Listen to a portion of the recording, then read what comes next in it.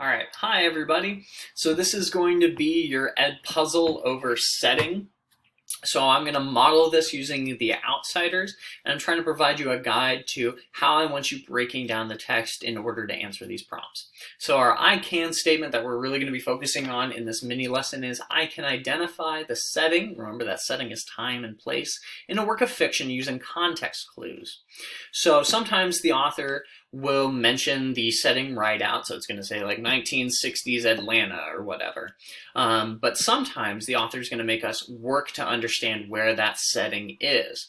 And so this piece of text that I've selected for today is a perfect example of that. You're going to see how we're going to look for little things in the text that give us an understanding of where our setting is. So the prompt that we're going to be working on is how does the author introduce details of the setting? How do you learn about where this story takes place? So to get us started, we're going to be taking a look at the first page, really, of the first chapter of The Outsiders. So I'm going to read it through first, and then we're going to go back through and we're going to look for some of those details that give us an indication of where this story is taking place. So, chapter 1. When I stepped out into the bright sunlight from the darkness of the movie house, I had only two things on my mind: Paul Newman and a ride home. I was wishing I looked like Paul Newman. He looks tough, and I don't. But I guess my own looks aren't so bad. I have light brown, almost red hair, and greenish-gray eyes. I wish they were more gray, because I hate most guys that have green eyes, but I have to be content with what I have.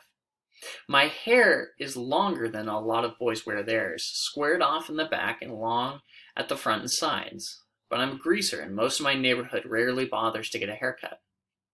Besides, I look better with long hair. I had a long walk home and no company, but I usually loan it anyway, for no reason except that I like to watch movies undisturbed so I can get into them and live with the actors. When I see a movie with someone, it's kind of uncomfortable, like having someone read your book over your shoulder. I'm different that way. I mean, my second oldest brother, Soda, who is 16 going on 17, never cracks a book at all, and my oldest brother, Daryl, who we call Derry, works too long and hard to be interested in a story or drawing a picture. So I'm not like them. And nobody in our gang digs movies and books the way I do. For a while there, I thought I was the only person in the world that did, so I loaned it. Soda tries to understand, at least, which is more than Derry does. But then Soda is different from anybody. He understands everything, almost. Like, he's never hollering at me all the time the way that Derry is, or treating me as if I was 6 instead of 14. I love Soda more than I've ever loved anyone, even Mom and Dad. He's always happy-go-lucky and grinning, while Derry's hard and firm and rarely grins at all. But then, Derry's gone through a lot in his 20 years, grown up too fast. Soda will never grow up at all. I don't know which way is the best. I'll find out one of these days. So this is just the first little glimpse into The Outsiders that we're going to have. And we're really going to be focusing on that prompt. So how does the author introduce details of the setting? How do you learn where the story is taking place? So as we're going through that first section, I'm going to get a pen here. There were a couple of things that jumped out to me that I'm going to focus on right away. Now, the first thing that I noticed was that the narrator used the term movie house. Now, we really don't have movie houses anymore, or we don't think of them as movie houses. We usually say the movie theater. So that's a little bit of a dated term and kind of gives us an idea of when this is going to be taking place.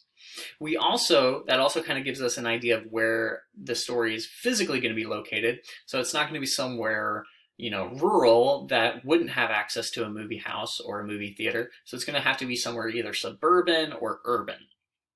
And the other thing that gives us an indication in just this first sentence is the name Paul Newman.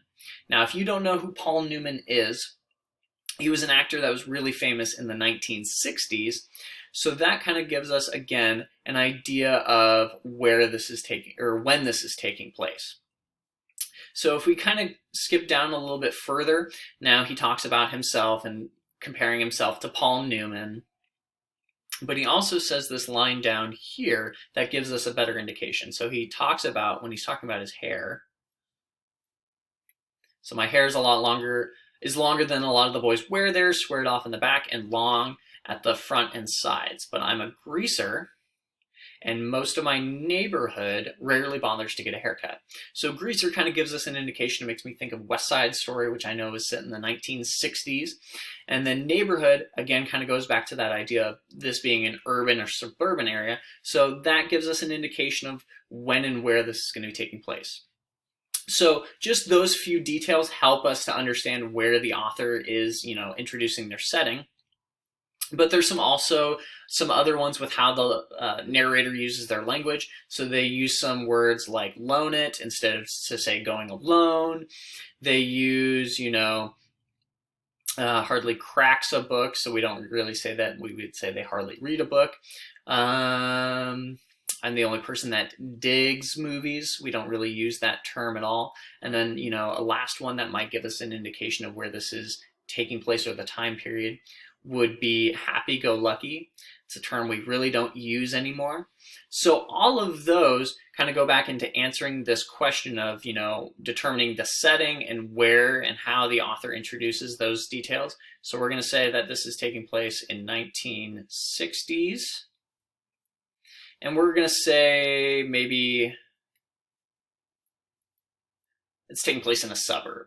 Now, we go on to never really learn the name of this suburb. This is just kind of a fictitious suburb that S.E. Hinton created for this. But hopefully you can kind of see how we dug really deep into that text. We analyzed a lot of what the narrator was mentioning. We even looked at their word choice to determine the time and place of the work of fiction. So if I were gonna, find some textual evidence, I've found some good textual evidence to help me begin to answer that prompt. So I hope this was useful for you. I would take this kind of mindset of how you're gonna dig into your text and help you to answer your setting question.